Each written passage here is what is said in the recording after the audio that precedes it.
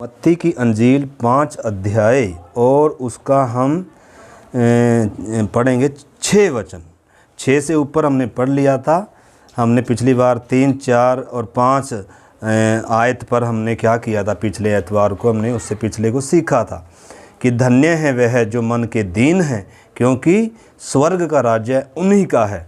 और आगे हमने 5 भी सीखा था कि धन्य वे हैं जो नम्र हैं, क्योंकि वो पृथ्वी के अधिकारी होंगे। तो हमने पिछले दिनों नई व्यवस्था जो हम सीख रहे हैं उसमें हम शुरू से हमने क्या बात सीखी। धन्य कौन है? जो मन के दीन हैं, नम्र हैं, वो ही क्या होंगे? इस राज्य के या स्वर्गीय राज्य के या आत्मिक राज्य के क्या होंगे? अधिकारी होंगे। और परमेश्वर ने हमें इसीलिए क्या किया है? चुना है। लिखा है, हे छोटे झुंड मत डर, तुम्हारे पिता को भाया कि तुम्हें क्या दे? एक राज्य दे। परमेश्वर ने हमारे लिए अपनी आत्मा का, अपना पुत्र दिया, अपनी आत्मा दी, और अपना क्या रखा? उसने हमारे लिए एक अनंत काल का एक राज्य तैयार कर कर फिलहाल धरती पर वो आत्मिक राज्य है। वो आत्मा और सच्चाई की आराधना, वो दूध और मधु का क्या है? वो अनुभव है, वो जीवन है जो मसीह का जीवन था। ठीक है ना? तो वो बातें हमने सीखी थी पिछली बार। और आज हम सीखेंगे धन्य हैं वे जो धर्म के भूखे और प्यासे हैं, क्योंकि वे तृप्त किए जाएंगे। तो आज जो हम सीखेंगे वो क्या है? प्रभु क्या कह रहा है? धन्य कौन है? जो धार्मिकता के, जो परमेश्वर के, जो परमेश्वर की उपस्थिति के, जो उसके पवित्र वचन के, जो उसकी आत्मिक बातों के, स्वर्गीय बातों के क्या हैं? जो भूखे और प्यासे हैं, वे ही क्या किए जाएंगे? तो मांग क्या है स्वर्ग के राज्य के? देखो, जैसे उस समय पहली बात जो हम देखी नम्रता दीनता के बारे में भी यीशु कह रहा है, मेरे पास आओ, मुझसे सीखो। और इधर भी हम देखेंगे ये भी किसके पास ही है? प्रभु के पास ही है। वो जीवन, वो भोजन। अभी मैंने बताया पवित्र, अति पवित्र स्थान में क्या भी रखा हुआ है।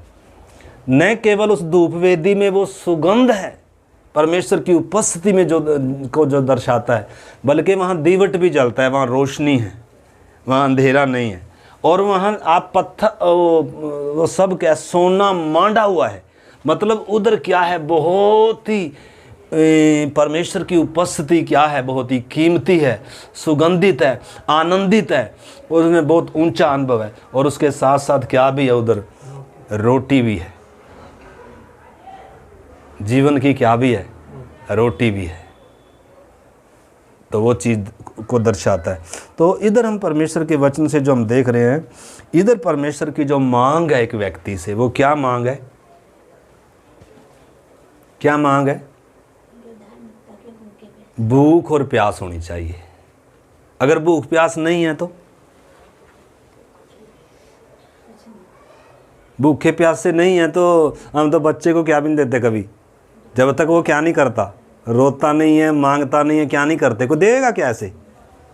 ऐसे मतलब परमेश्वर जो डिमांड कर रहा है नई व्यवस्था में, या नई जो वाचा है, या नए जो सृष्टि है, नए नियम का जो वो बात हो हम देख रहे हैं। तो इसमें जो परमेश्वर की मांग है एक व्यक्ति से, अगर उस व्यक्ति ने परमेश्वर के राज्य का अधिकारी होना है, वो स्वर्गीय आनंद अगर उसने चखना है, तो एक ही मांग है, पैसे की मांग नहीं है। परमेश्वर ये नहीं कह रहा धन्य है जो दान लाता है, धन्य है जो 4 बार बैठकर मेरी क्या करता है? उपासना करता है, प्रार्थना करता है। ऐसे नहीं कह रहा। क्या कह रहा है? धन्य वे हैं जो धार्मिकता के भूखे हैं, प्यासे हैं, वे ही सिर्फ क्या किए जाएंगे? तृप्त किए जाएंगे। तो हम देखें हमारे अंदर कितनी प्यास है, कितनी भूख है। रोटी की भूख लगती है तो हम खाते हैं कि नहीं खाते हैं? बनाते हैं कि नहीं बनाते हैं? कोई बनाने वाला नहीं हो तो भी क्या करते हैं? भाई भूख लग रही है तो बनानी पड़ेगी भाई। क्यों? क्योंकि भूख लग रही है। नहीं भी बनानी आंधी बांगी बोली, क्या करेंगे हम? भाई बच्चे नहीं है, मैं क्या कर रहा हूँ? देखो अभी कोई नहीं है बनाने वाला, हालांकि सिस्टर ने फ़ोन किया, कई बार किया, बात करी, भाई मैं क्या करती हूँ, मैं ले आती हूँ या मैं बना दूँगी या इधर आ जाओ इधर खा लो, लेकिन वहाँ कोई बात नहीं, आप क्यों परेशान हो रहे, ड्यूटी पे जा रहे। तो परंतु अगर भूख नहीं है तो शुक्र है, चलो भूख नहीं है तो आराम तो ना बनाने की ज़रूरत है ना मेहनत करने की ज़रूरत है, और क्या हो गया। लेकिन भाई शरीर है तो इसको क्या लगेगी, भूख जरूर लगेगी। और भूख लगेगी तो क्या रखा हुआ है रसोई में, आटा आटे को क्या करना पड़ेगा, सुस्ती छोड़कर गूंथना पड़ेगा, और क्या करना पड़ेगा, रोटी सब्जी जो भी है बनाकर क्या करना पड़ेगा, खाकर तृप्त होना पड़ेगा। उसी प्रकार आत्मिक क्या होनी चाहिए, आत्मिक बातों की, परमेश्वर की, उसकी उपस्थिति की। आत्मा जैसे अभी बताया, अगर आत्मा और सच्चाई से हम आराधना अभी तक नहीं करते हैं, आत्मा की भरपूरी अगर अभी तक भी नहीं पाई है, तो हमने इस जीवन में क्या नहीं होना चाहिए, संतुष्ट नहीं होना चाहिए, बल्कि क्या होनी चाहिए, भूख होनी चाहिए। मेरे अंदर ये मन आना चाहिए, भूख आनी चाहिए, ये तमन्ना होनी चाहिए कि मैं भी क्या करूं, आत्मा और सच्चाई से परमेश्वर की आराधना करूं, मैं भी आत्मा में गाऊं, मैं भी आत्मा में प्रार्थना करूं, मैं भी आत्मिक तौर पर और उसकी नज़दीकी को क्या करूं, अनुभव करूं। अगर भूख प्यास होगी तभी क्या हो पाएगा, हैं?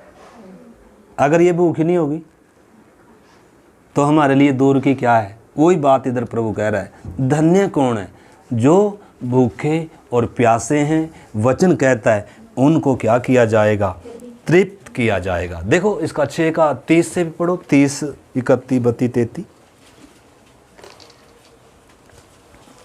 6 का 30, 31, 32।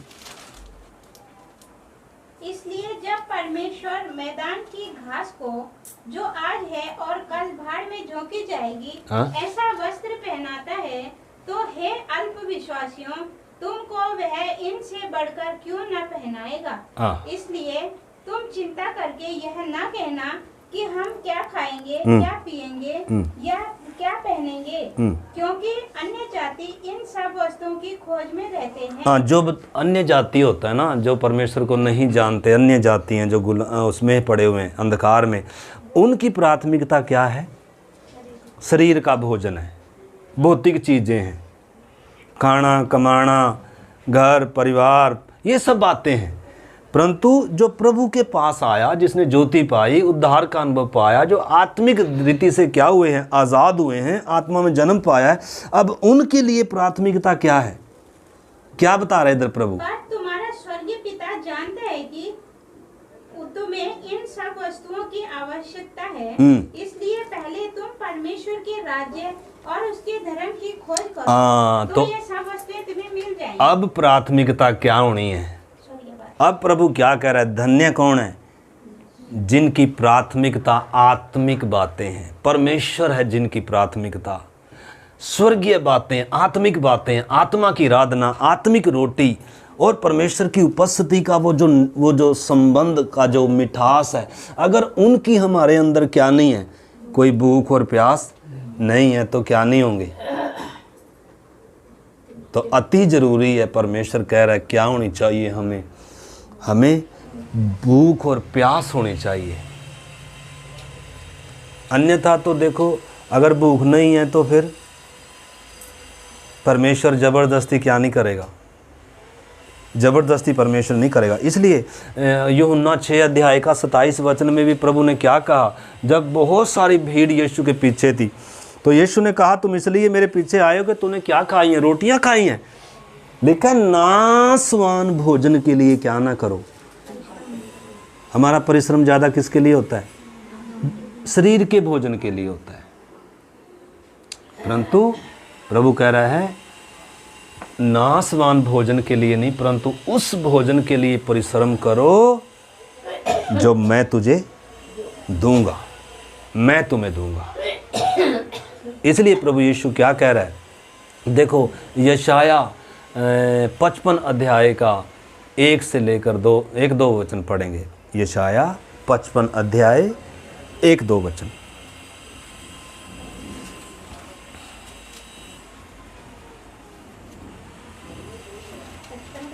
अहो सब प्यासे लोगों, आहो सब प्यासे लोगों, पानी के पास आओ, पानी के पास आओ, और जिनके पास रुपए ना हो, जिनके पास रुपया ना हो, तुम भी आकर मोल लो, तुम भी आकर मोल लो। अरे और ये वचन क्या कह रहा है? पैसा तो नहीं है लेकिन मोल लो। पैसा तो नहीं है, मोल कैसे लें फिर? तुम भी आकर क्या लो? मोल लो। कुछ इसमें कुछ मूल्य रखा हुआ है इसमें।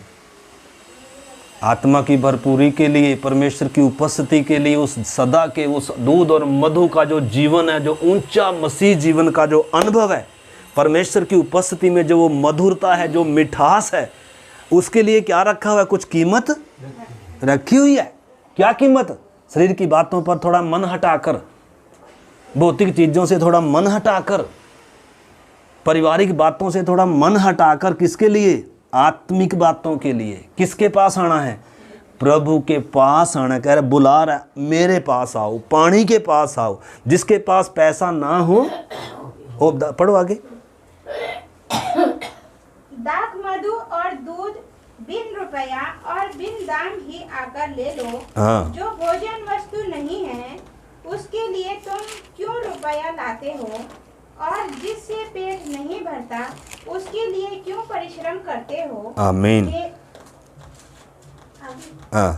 मेरी ओर मन लगाकर सुनो, तब उत्तम वस्तु खाने पाओगे और चिकनी चुपड़ी वस्तुएं खाकर संतुष्ट हो जाओगे। आमीन। तो क्या प्रभु इधर परोंठे लेकर बैठा है? क्या लड्डू पेड़े लेकर बैठा है प्रभु? क्या चाहिए हमें? क्या अच्छा लगता है? लड्डू पेड़े हैं? पहले क्या अच्छा लगता था? क्योंकि आत्मा मरी हुई थी। परंतु आपने समझना है परमेश्वर की उपस्थिति कितनी कीमती है। तो इसलिए परमेश्वर क्या कह रहा है?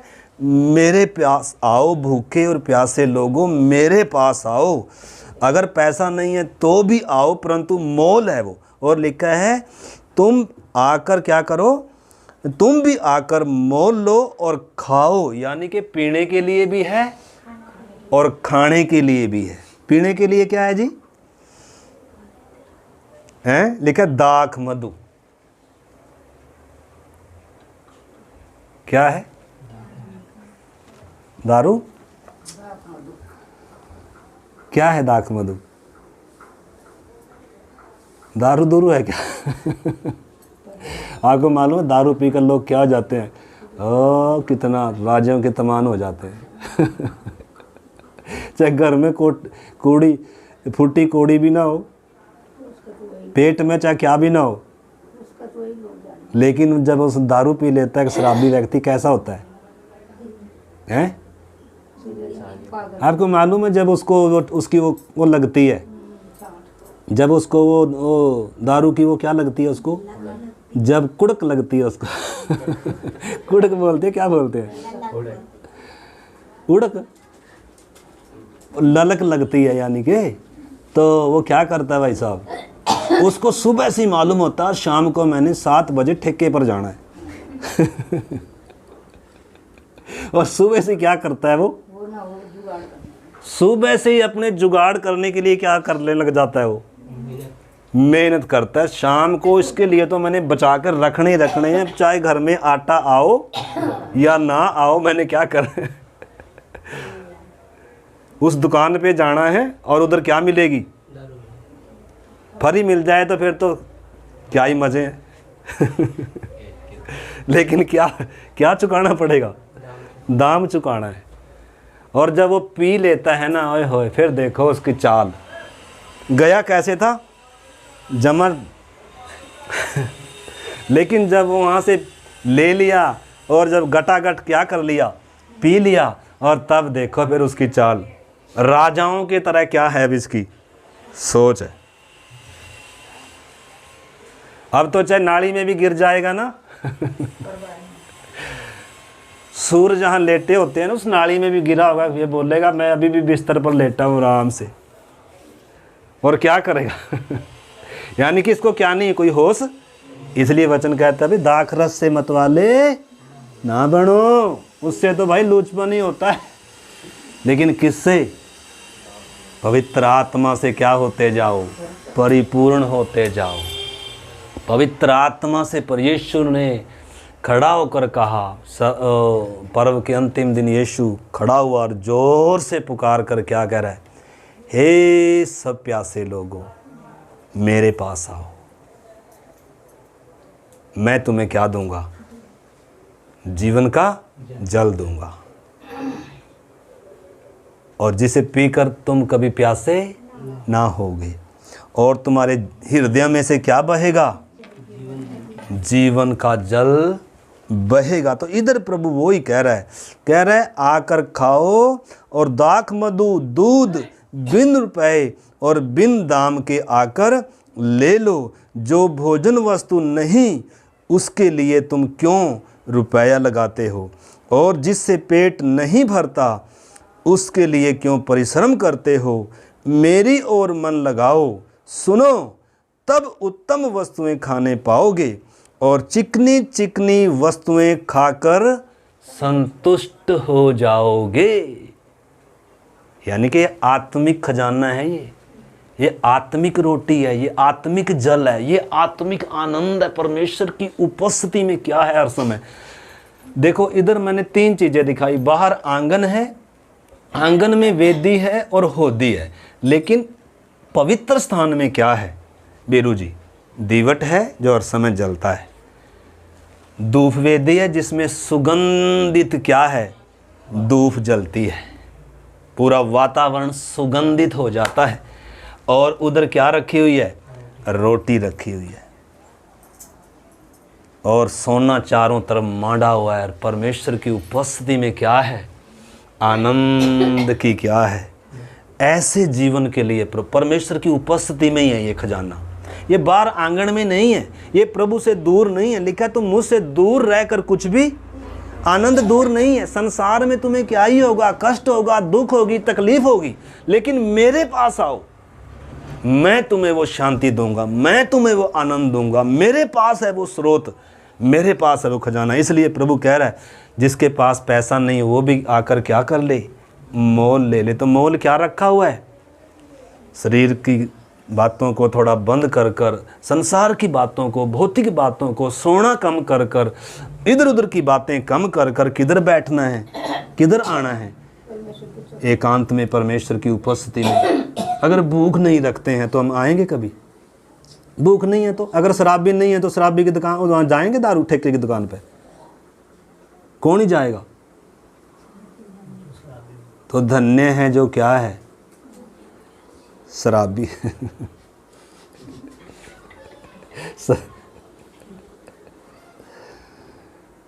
है वो तो दारू के लिए क्या है? शराबी तो दारू के लिए इतना प्रयास करता है, परंतु देखो इतना अच्छा आनंद का जीवन, वाटिका के अंदर कितना परमेश्वर की उपस्थिति है। उधर खून पसीना नहीं है, उधर अपने क्या नहीं है। देखो परमेश्वर की उपस्थिति में कैसे क्या है। उधर मौत का भय नहीं है, उधर शैतान का क्या नहीं है, उधर दुख नहीं है, बीमारी नहीं है, क्या नहीं। इतना अच्छा जीवन किधर है? परमेश्वर की उपस्थिति में है। इस जीवन के लिए प्रभु क्या कर रहा है? कह रहा है धन्य है जो भूखा और प्यासा है। और फिर प्रभु क्या भी कह रहा है? मेरे पास आओ। लूका 1 अध्याय का 52-53 वचन भी पढ़े। लूका 1 का 52-53। इसमें बहुत कुछ है, आप घर में जाकर इसको क्या कर सकते हैं? मनन कर सकते हैं और खजाना खुल जाएगा। लूका 1 अध्याय 52-53 वचन 52-53। उसने बलवानों को उनके सिंहासनों से गिरा दिया, हाँ, और दीनों को ऊंचा किया। हाँ, हम कल सीख रहे थे, पिछले संडे को हमने क्या सीखा था? वो दीनों पर अनुग्रह करता है और घमंडियों का क्या करता है? सामना करता है। इसलिए क्या बनो? दीन बनो, नम्र बनो। जैसे प्रभु क्या बना? अपने आप को उसने दीन किया, परमेश्वर होकर भी। वो उसमें लगती है आयत। अब 53 आयत पढ़िए। उसने भूख हाँ और धनवानों को छूछे हाथ निकाल दिया। हाँ, भूखों को अच्छी वस्तुओं से क्या किया जी? तृप्त किया। क्या किया?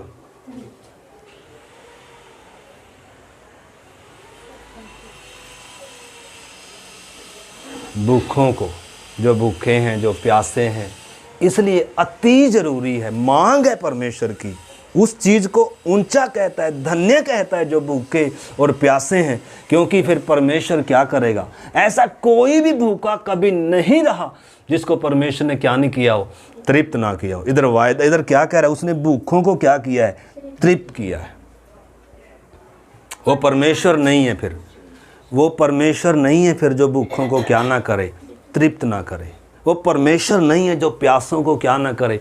तृप्त ना करे। कह रहा है तुम बुरे होकर अपने बच्चों को जब अच्छी वस्तुएं देते हो, जब वो क्या मांगता है? मछली मांगता है, कोई सांप देता है क्या?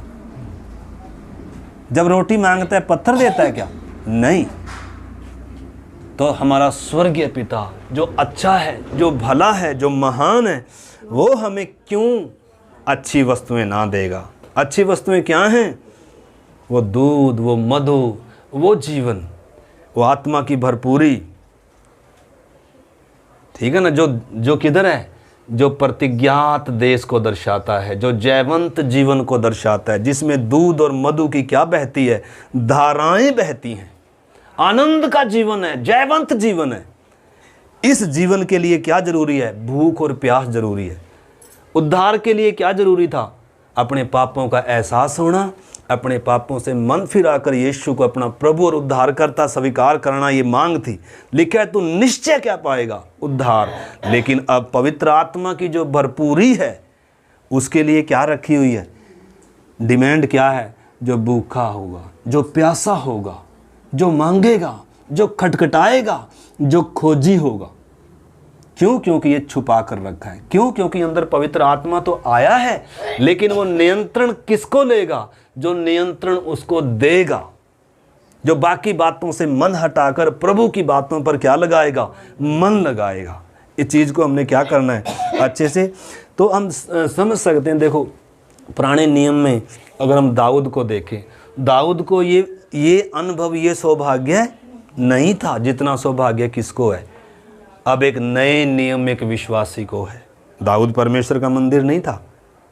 दाऊद के लिए क्रूस पर परमेश्वर आकर मरा नहीं है। दाऊद ने अभी तक क्या नहीं किया? उन बातों को अनुभव ही नहीं किया। तो भी दाऊद की अगर हम भूख और प्यास देखें, वो कहता है जैसे प्यासी हिरनी किसके लिए हाँफती है? जल के लिए। हे परमेश्वर, मैं तेरा क्या हूँ? उतना प्यासा हूँ। देखो 42 भजन संहिता 42 का एक वचन पढ़िए।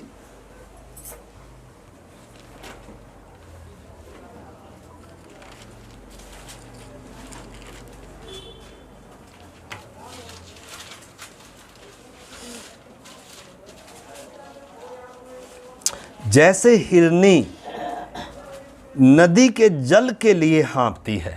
किसके? नदी के, गड्ढे के जल के लिए नहीं। इधर नदी, पवित्र आत्मा ने जो वचन लिखे, आपको मालूम है नदी कौन सी है? किसको दर्शाती है? पवित्र आत्मा की नदी को दर्शाती है। और दाऊद कह रहा है जैसे प्यासी हिरनी जल और नदी के जल के लिए हाँफती है। उसके सामने कुछ खाना रखेंगे तो खाएगी नहीं। क्यों? क्योंकि उसको क्या चाहिए? उसको जल चाहिए। उस नदी का क्या चाहिए? वो मीठा, वो जल चाहिए, और वो उसके लिए क्या करती है? हाँफती है। ऐसे ही कहता है, वैसे ही हे परमेश्वर,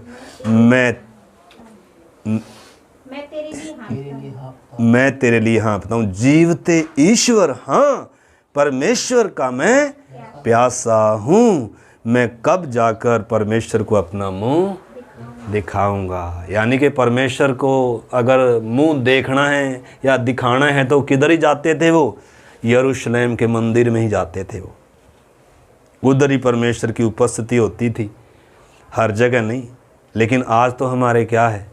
हमारे साथ है, हमारे अंदर है परमेश्वर। हम परमेश्वर का क्या है? मंदिर है। उस समय किधर जाते थे? मूसा किधर चढ़ता था? पहाड़ पर। हमें पहाड़ पर चढ़ने की जरूरत नहीं है। इजरायली किधर जाते थे? यरूशलेम में जाते थे। जहाँ परमेश्वर की उपस्थिति है। और उधर क्या करते थे, उधर परमेश्वर का अंदर जाने का सौभाग्य सिर्फ याजक को ही था, महायाजक को ही था। वो बाहर उधर रह कर ही क्या करते थे। देखो 84 भजन संहिता 84 अध्याय और 1-2 वचन पढ़ें उसका। परमेश्वर दाऊद को क्यों कहता है कि मेरे मन के अनुसार का व्यक्ति। सेनाओं की यहोवा, तेरे निवास क्या ही प्रिय है। आमीन। कह रहा है तेरी संगति, तेरे निवास, तेरी उपस्थिति है परमेश्वर क्या ही प्रिय है। मेरा प्राण यहोवा के आंगनों की अभिलाषा करते करते मूर्छित हो चला। हाँ, मेरा तन मन दोनों जीवते परमेश्वर को पुकार रहे। देखो इधर देखो, अगर आपने परमेश्वर के प्रति भूख और प्यास देखनी है, परमेश्वर की उपस्थिति के लिए, देखो एक व्यक्ति कितना क्या है हमारे अंदर है इतनी है। हमारे अंदर तो इधर तक भरे हो हम तो, किधर तक। पास्टर जी कह रहे धक्का से क्या करो मुंह खोलो, मुंह कहाँ से खोले। प्रार्थना करो, प्रार्थना कहाँ से करे। क्या ये वचन हमें मीठा लगता है? क्या ये वचन हमें खजाने की तरह लगता है?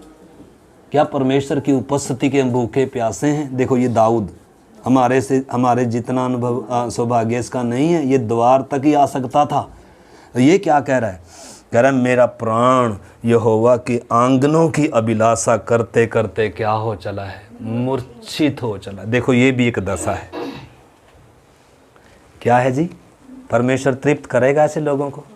परमेश्वर वाचा बांधेगा ऐसे लोगों से? परमेश्वर करेगा इनके सिंहासनों पर राज्य? नहीं करेगा? बताओ। करेगा भाई। 1000 साल का राज्य स्थापित किसके सिंहासन पर करने जा रहा है? दाऊद से वाचा बांधी है, तेरा सिंहासन सदा का सिंहासन होगा। क्यों? क्योंकि परमेश्वर के मन के अनुसार का व्यक्ति है।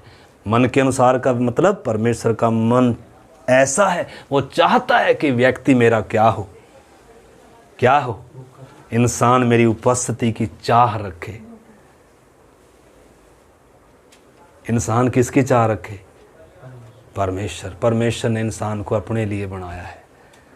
परमेश्वर की संगति के लिए बनाए गए हैं। परमेश्वर ने अपने स्वरूप समानता में बनाया है, ऊंचा पद दिया है परमेश्वर ने। तो अब तो देखो हमारे अंदर उससे बढ़कर परमेश्वर ने हमारे अंदर अपना क्या किया? डेरा किया, अपने लहू से धोया, छुड़ाया, अपनी आत्मा दिया। अब हमारा कितना और भी क्या हो गया, दाऊद से कितना ऊंचा क्या है हमारा स्टैंडर्ड है।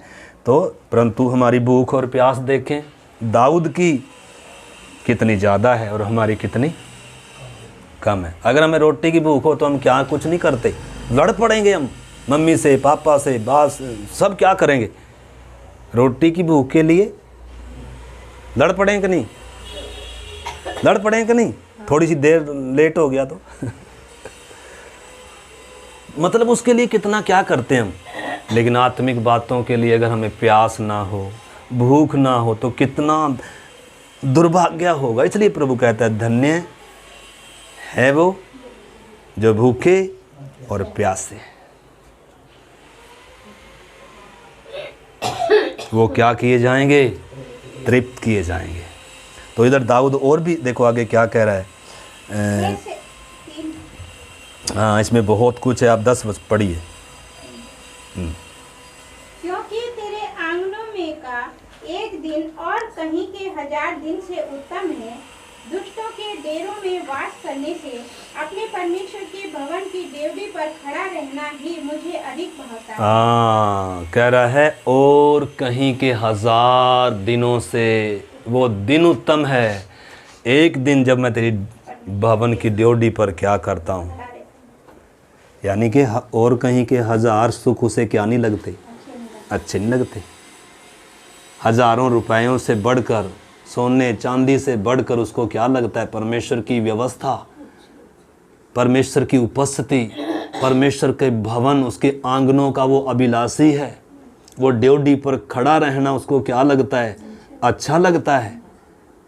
सृष्टिकर्ता परमेश्वर की उपस्थिति में आना उसको कितना क्या लगता है? धन्य, सौभाग्य समझता है। भूख और प्यास है और वो किधर जाता है? उस परमेश्वर की उपस्थिति में जाता है। और क्या कह रहा है? कह रहा है और कहीं के 1000 दिनों से उत्तम वो एक दिन होगा। और कह रहा है दुष्टों के डेरे में वास करने से अपने परमेश्वर की भवन की ड्योढ़ी पर खड़ा रहना मुझे क्या लगता है जी, मुझे भाता है। नीति वचन 8 का 34 पढ़िए, देखो उसमें भी क्या लिखा है। नीति वचन 8 का 34।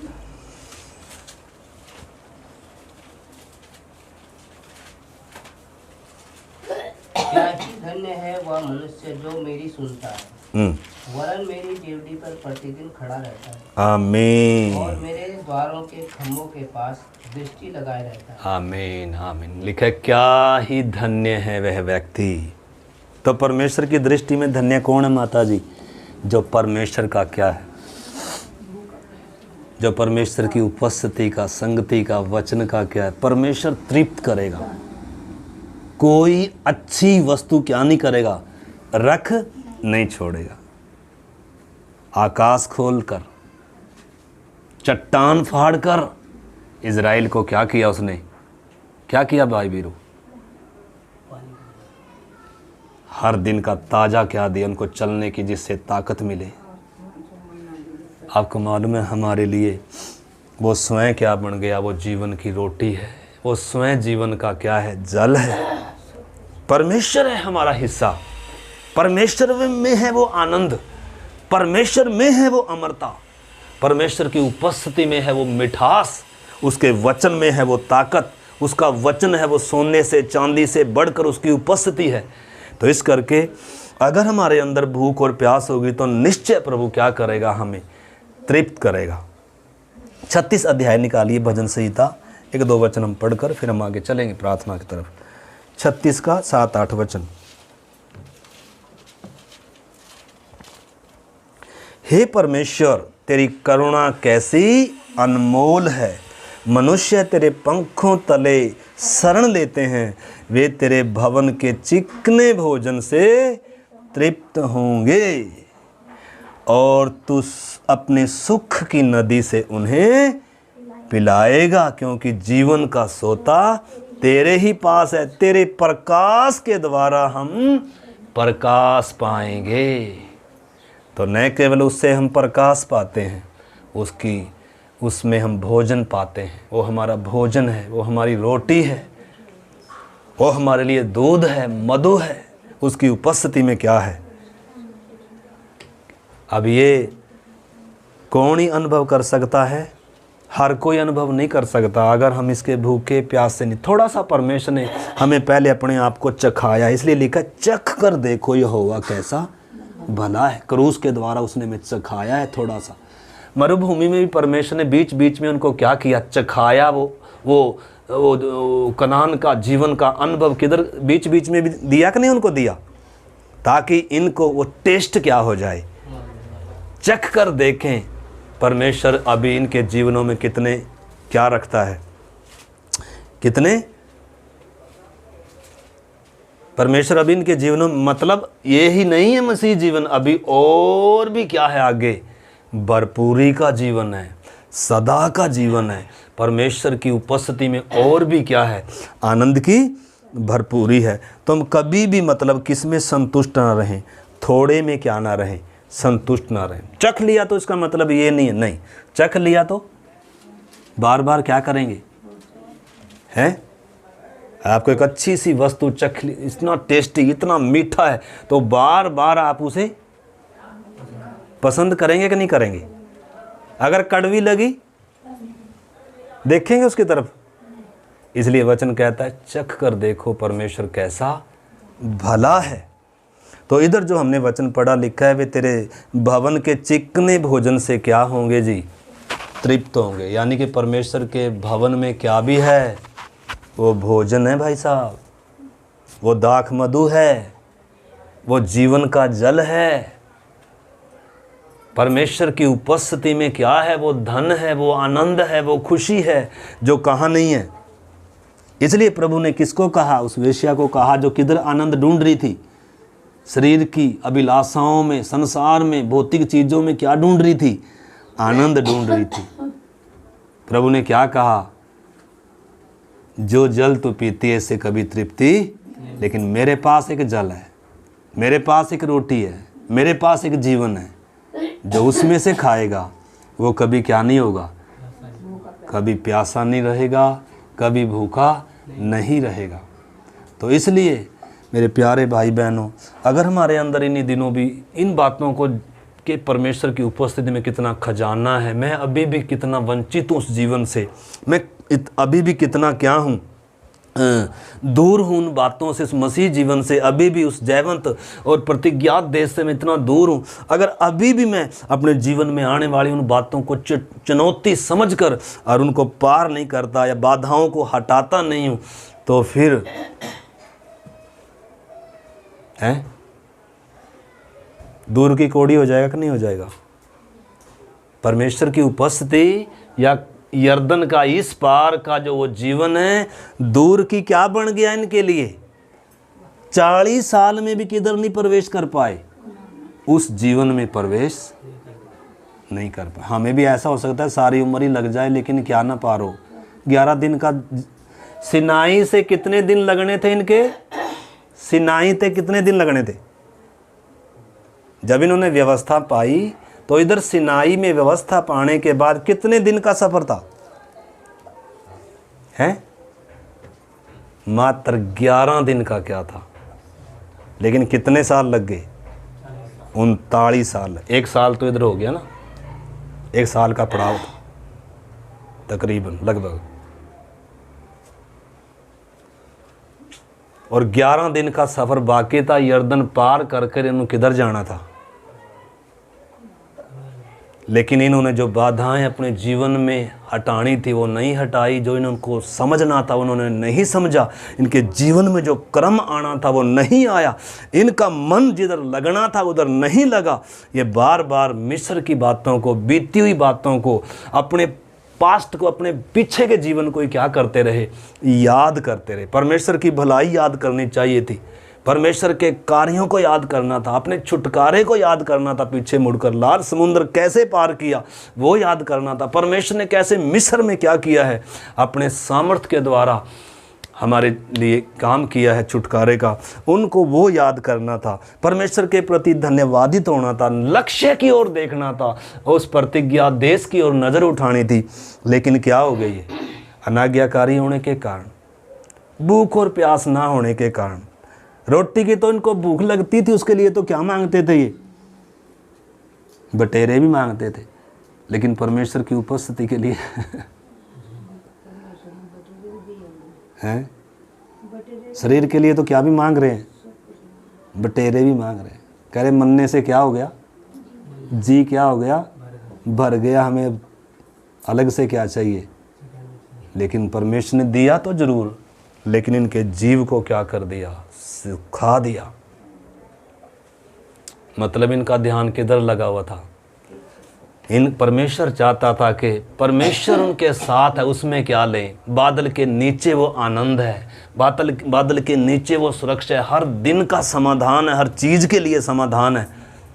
और उसमें इनको क्या करना चाहिए था, आनंदित होकर क्या करना चाहिए था, चलना चाहिए था।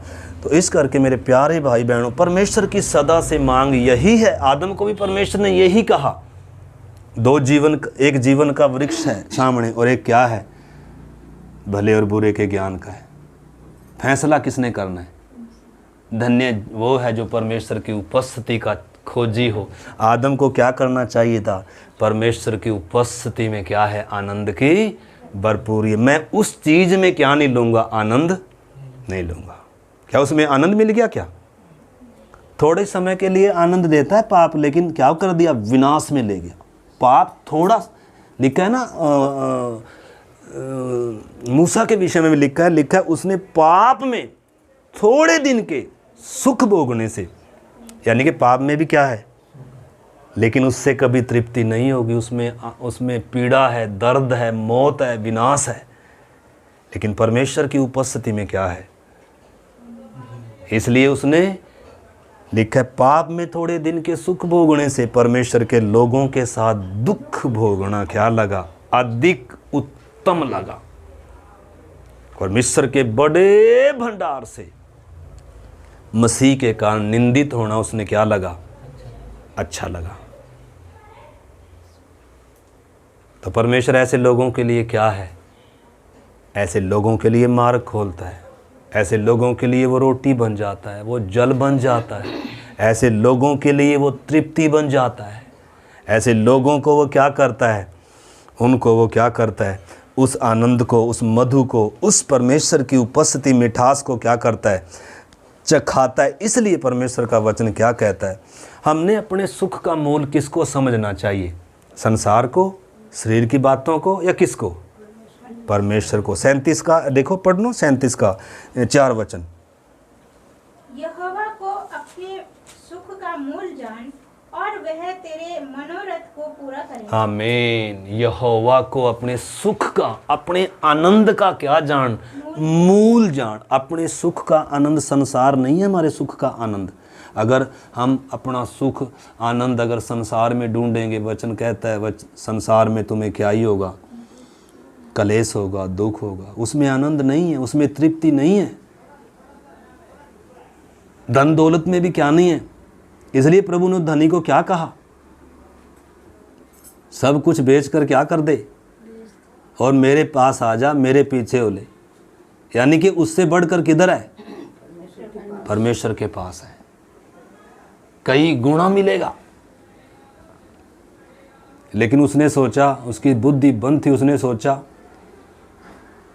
शायद घाटे का सौदा है। ये घाटे का सौदा बता रहा था यीशु मसीह। क्या कहा उसने? तुझे क्या मिलेगा इसका? पहले बताया तुझे क्या मिलेगा इसका? स्वर्ग में कई गुना है भाई। स्वर्ग किधर है? अभी है ना, स्वर्ग धरती पर ही है ना, परमेश्वर की उपस्थिति। तो इस करके आज जो परमेश्वर का वचन हमने सीखा या सीखना या समझना है वो क्या है? दाऊद क्या कहता है? दाऊद परमेश्वर के लिए भूखा और प्यासा है। हमने इन बातों को सीखा है। तो एक वचन और हम पढ़ेंगे, फिर हम प्रार्थना करेंगे। 107 अध्याय, या उसको छोड़िए, 107 का 9 भी है, परंतु 27 अध्याय निकालिए आप। 27 अध्याय 1 से पढ़े। भजन संहिता 27 का 1 से। यहोवा परमेश्वर मेरी ज्योति और मेरा उद्धार है, मैं किससे डरूं? यहोवा मेरे जीवन का दृढ़ गढ़ ठहरा है, मैं किसका भय खाऊं? जब कुकर्मियों ने जो मुझे सताते और मुझे से बैर रखते थे, मुझे खा डालने के लिए मुझ पर चढ़ाई की, तब वे ही ठोकर खाकर गिर पड़े। चाहे सेना भी मेरे विरुद्ध छावनी डाले, तो भी मैं न डरूंगा। चाहे मेरे विरुद्ध लड़ाई ठन जाए, उस दशा में भी मैं हिया बांधे निश्चिंत रहूंगा। एक वर मैंने यहोवा से मांगा, एक वर मैंने यहोवा से मांगा है, उसी के यत्न में मैं लगा रहूंगा, कि मैं जीवन भर यहोवा के भवन में, कि जीवन भर मैं उसकी उपस्थिति में रहने पाऊं, जिससे यहोवा की मनोहरता, जिससे मैं यहोवा की मनोहरता को, उसकी महान उपस्थिति को क्या करने पाऊं? देखने पाऊं, चखने पाऊं, और उसके मंदिर में ध्यान किया। देखो ये है, देखो एक धर्मी व्यक्ति की, जो परमेश्वर के मन के अनुसार का व्यक्ति है, उसकी खोज क्या है, उसका लक्ष्य क्या है अपने जीवन में? संसारिक नहीं है, भौतिक नहीं है, बल्कि क्या है? परमेश्वर है। परमेश्वर की उपस्थिति में आनंद है। तो इस करके वो क्या कहता है? मैंने तो एक ही वर परमेश्वर से मांगा है कि मैं क्या बन जाऊं? राजा बन जाऊं।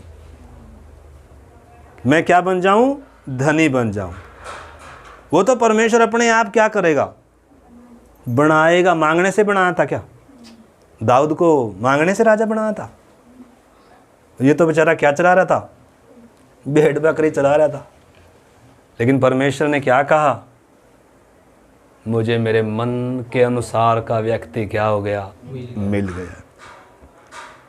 सैमुअल को किधर भेजा? उधर ही भेजा, जाकर उसको क्या कर? अभिषेक कर। मुझे मेरे मन के अनुसार का व्यक्ति क्या हो गया? क्योंकि परमेश्वर जानता है दाऊद के अंदर परमेश्वर के प्रति जो विश्वास योग्यता है, जो आज्ञाकारिता है, जो भूख और प्यास है, वो कितनी है। इसलिए परमेश्वर ने उससे क्या बांधी है? वाचा बांधी है।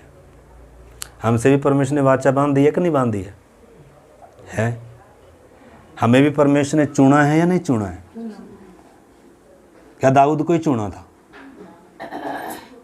हमें भी प्रभु ने चुना है, परंतु शर्त क्या है, सवाल क्या है?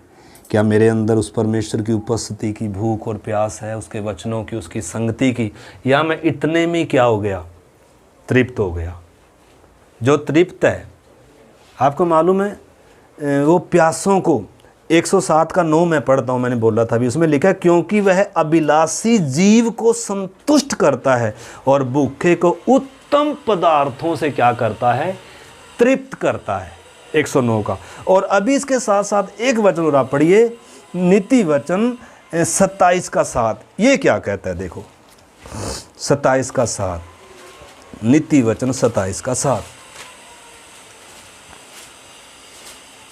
इसमें लिखा है संतुष्ट होने पर मधु का छत्ता भी फीका लगता है, परंतु भूखे को सब कड़वी वस्तुएं भी मीठी जान पड़ती हैं। मतलब अगर भूख नहीं है तो मधु जो मीठा होता है वो भी क्या लगेगा, फीका लगेगा, क्योंकि अंदर क्या नहीं है, भूख नहीं है। शरीर में जब भूख नहीं होती, बीमार होता है तो भूख लगती है, खाना अच्छा लगता है, रोटी अच्छी लगती है, क्यों? क्योंकि अंदर क्या है, शरीर में क्या है, कोई वायरस है, कोई गड़बड़ी है। उसी प्रकार जब परमेश्वर इतना मीठा है, जब हमने उसको चखा है, अगर फिर भी उसकी भरपूरी की, उसकी उपस्थिति की चाह नहीं, उसके पास जाने की, उसके साथ रहने की, उसके साथ चलने की, अनंत काल उसके साथ बिताने की अगर चाह नहीं है, मन नहीं है, तो कहीं ना कहीं हमारे आत्मिक जीवन में क्या है, कोई वायरस है, कोई रोग है। हमारा भूख लगना क्या हो गया, हमें हमारी प्यास क्या होगी, और हम इतने में संतुष्ट होकर बैठे, हम रजे बैठे। लिखा है, इधर मैं फिर से एक बार पढ़ता हूँ, लिखा है संतुष्ट होने पर। अगर हम अपने आत्मिक जीवन से संतुष्ट हैं, अगर भूख प्यास नहीं है, अगर इतने में ही संतुष्ट हैं, तो वचन क्या कहता है, लिखा है मधु का छत्ता भी क्या लगेगा, फीका लगेगा। और वचन मधु से मीठा है या मधु मीठा है या वचन मीठा है? परमेश्वर की उपस्थिति। वचन कहता है तेरा वचन मधु से भी क्या है, मधु से। सबसे मीठी चीज मधु है, लेकिन उससे भी मीठा क्या है, वचन है, संगति है, उसकी उपस्थिति है। मेरे प्यारे भाई बहनों, इन्हीं दिनों हमने क्या करना है, कीमत देते हुए प्रभु के पास आए, यानी कि शरीर का भोजन बंद कर कर, भौतिक बातों से मन हटाकर, नींद कम कर कर इन्हीं दिनों किधर बिताएं, परमेश्वर की उपस्थिति। आपके हर समय, परमेश्वर हर समय आपके साथ है, आपके अंदर है। लिखा है अंदर से क्या बह निकलेंगी, जीवन के जल की, ऊपर से नहीं आएगी। पेंतेकुस्त के दिन ऊपर से क्या हो गया, वो आ गया। अब किधर है वो जीवन का स्रोत हमारे पास है, हमारे अंदर है, लेकिन हमने क्या करके रखा, उसका मुंह बंद कर कर। जैसे आप टुंटी ऊपर टैंकी तो रखी हुई है छत में, और कनेक्शन भी है, लेकिन बीच में क्या आया हुआ कहीं ना कहीं है, ऊपर टैंकी रखी हुई है छत पे भरी हुई, और कनेक्शन भी है अंदर तक, किचन तक भी है, बाथरूम तक भी, सब जगह, लेकिन क्या आया हुआ बीच में, रुकावट है। और जब उस रुकावट को दूर कर दें तो पानी आएगा कि नहीं, दबा दब दबा दबा आएगा। तो रुकावट क्या है, और इन दिनों हमने क्या करना है, उस रुकावट को पहचानना है। आत्मिक कोई रोग है जिसके कारण क्या नहीं है, भूख नहीं है, प्यास नहीं है, परंतु प्रभु क्या कहता है, धन्य है वे जो क्या हैं, भूखे हैं, प्यासे। इतना अगर अच्छे से भोजन के लिए हमारे पास में कोई अच्छा सा भोजन बन रहा हो ना, भूख ना हो तो भी क्या लग जाती है। लेकिन हमें कितना भी अच्छा वचन बता दो कोई, लेकिन क्या ही नहीं होता। उद्धार की भी आवश्यकता एहसास नहीं होती, मुझे बचाया जाना कितना जरूरी है वो भी आवश्यकता बहुतों को एहसास नहीं होती। मुझे भरपूरी का जीवन अभी मेरे लिए क्या है, अभी दूर है कर कर, अभी मैंने वहाँ तक पहुँचना है कर कर, इन चीज़ों की हमें क्या ही नहीं होती है। अरे बगल में हलवा बन रहा हो तो इधर आकर उसकी सुगंध आएगी कि नहीं नाक में, और खाने का मन आ जाता है कि नहीं, भूख लग जाती है कि नहीं, लेकिन थोड़ा बहुत तो यार लगनी चाहिए कि नहीं भूख हमें। माता जी, जब इन बातों को, जब इन चीज़ों को हम क्या कर रहे हैं, सुन रहे हैं, परमेश्वर की उपस्थिति में आनंद की भरपूरी है, वो खजाना है उसकी उपस्थिति में, उसकी मधुरता कितनी मीठी है, उसकी आवाज़ में कितना जीवन है। अगर इतना सुनने के बाद भी अगर हमारे अंदर भूख ना आए, प्यास ना आए, तो हमें क्या करना है? इलाज करना है। कड़वी गोली क्या करेगी है? तो इस करके मेरे प्यारे भाई बहनों, आइए हम प्रभु के चरणों में सिर झुकाएं, प्रार्थना करें, अपने उस बात को, उस रोग को पहचानें और प्रभु के पास आएं। प्रभु मुझे छुड़ा, शुद्ध कर, बदल मुझे प्रभु, मेरा मन खुल जाए, समझ खुल जाए, पवित्र आत्मा मेरी मदद कर प्रभु। हालेलुया। दाऊद कहता है, मैं पृथ्वी पर रहते हुए और कुछ नहीं चाहता परमेश्वर, तेरे सिवा मुझे कुछ नहीं चाहिए प्रभु, मेरी तृप्ति तुझ में है प्रभु। सिंहासनों में दाऊद की तृप्ति नहीं थी, धन दौलत में दाऊद की तृप्ति नहीं थी। निश्चय कि उसने गलती किया है, पाप किया है उसने भी, वो भी गिरा है, लेकिन उसके अंदर पश्चाताप भी उतना बढ़कर आया। उसने अपने पाप को छुपाया था, लेकिन परमेश्वर ने उसके पाप को उसके ऊपर जब प्रकट करके दिया, अपने पापों को मान रहा है, अपनी गलतियों को मान रहा है। हालेलुया। आइए हम दाऊद के समान टूटे हृदयों के साथ प्रभु की उपस्थिति में आए। वो कहता है, जैसे प्यासी हिरनी जल के लिए हाँफती है, हे परमेश्वर मैं तेरा उतना प्यासा हूँ। तेरे आंगनों की अभिलाषा करते करते मेरा जीव प्रभु मूर्छित हो चला है प्रभु। हालेलुया। मैंने एक ही वर तुझसे मांगा है प्रभु, कि जीवन भर तेरी उपस्थिति में, तेरे भवनों में रहूं खुदावन, तुझे ताकने पाऊं प्रभु। हालेलुया। आइए हम प्रभु से मुंह खोलकर प्रार्थना करें। मेरे अंदर भी पवित्र आत्मा ऐसी भूख को पैदा कर, ऐसी लगन को पैदा कर, मेरी भी आंखें, बुद्धि, समझ खोल प्रभु। मैं भी अपने परमेश्वर की उपस्थिति में प्रभु भूखे के समान आऊँ, प्यासे के समान आऊँ, ताकि वह मुझे तृप्त करे, उत्तम पदार्थों से मुझे तृप्त करे। मैं भी परमेश्वर के भवन के उस चिकने पदार्थों से तृप्त किया जाऊँ। हालेलुया। प्रभु मैं भूखा ना रहूँ खुदावन। हालेलुया। हालेलुया। तेरी आत्मा से प्रभु वो मधु हर दिन चखने पाऊँ प्रभु, वो मधु सा मीठा प्रभु। हालेलुया। तेरे भवन के चिकने पदार्थ में खाने पाऊँ प्रभु, तेरी उपस्थिति की उस मधुरता को चखने पाऊँ प्रभु। हालेलुया। मुझ पर, हम सब पर प्रभु तो ऐसा अनुग्रह कर, हमारे अंदर प्रभु हालेलुया और भूख और प्यास आए इन दिनों, तेरी आत्मा की भरपूरी की, तेरी उपस्थिति की चाह आए प्रभु, और हम अपने जीवन से तृप्त ना होने पाए, संतुष्ट ना हो प्रभु, इग्नोर ना करें इन बातों को, हम पर दया कर दे खुदा। हालेलुया। हालेलुया। धन्यवाद। आइए हम प्रार्थना करते हैं। हमारे स्वर्गीय पिता, हम आपको धन्यवाद करते हैं आज के दिन के लिए। आपने हमें कितना सुंदर समय दिया, अवसर दिया, सौभाग्य दिया कि हम आपकी उपस्थिति में आए प्रभु, क्योंकि आपकी उपस्थिति में ही वो आनंद है, वो सदा का जीवन है प्रभु। आपके भवन के ओ चिकने पदार्थों से प्रभु आप हमें तृप्त करना चाहते हैं प्रभु। आपकी तमन्ना है, आपकी इच्छा है प्रभु कि हम आपकी उपस्थिति में आए प्रभु। हम प्रभु आपके भूखे और प्यासे हों खुदावन प्रभु, हम आपकी निकटता में आए और हर दिन आपकी आत्मा से और आप में प्रभु हम तृप्त हों प्रभु, आप में तृप्त हों प्रभु। आप हमारे जीवनों में सर्वप्रथम हो, सबसे बढ़कर हो, सबसे प्रिय हो, मधु से मीठे हो खुदावन प्रभु। आप हमारे अंदर ऐसी कृपा करें, दया करें, जागृत करें, सरगर्म करें। हमारे अंदर भी दाऊद के समान वो प्रभु लगन हो जाए। हम भी वो वर मांगे प्रभु कि जीवन भर प्रभु हम आपके साथ चलें, आपकी उपस्थिति में चलें, आप में एक हों, आपके पद चिन्हों पर चलें और आप में वो बल पाएं प्रभु। आपकी आत्मा के चलाए चलें और आपको प्रसन्न करें प्रभु। हम एक एक के अंदर ऐसी भूख आए, ऐसा मन आए प्रभु, ताकि आप हमें तृप्त करें। आपके हाथ में सौंपते हैं पिता और धन्यवाद करते हैं, आपने हमारी प्रार्थना को सुना है पिता। प्रार्थना को हमारे उद्धारकर्ता यीशु मसीह के नाम से मांगते हैं, आमीन।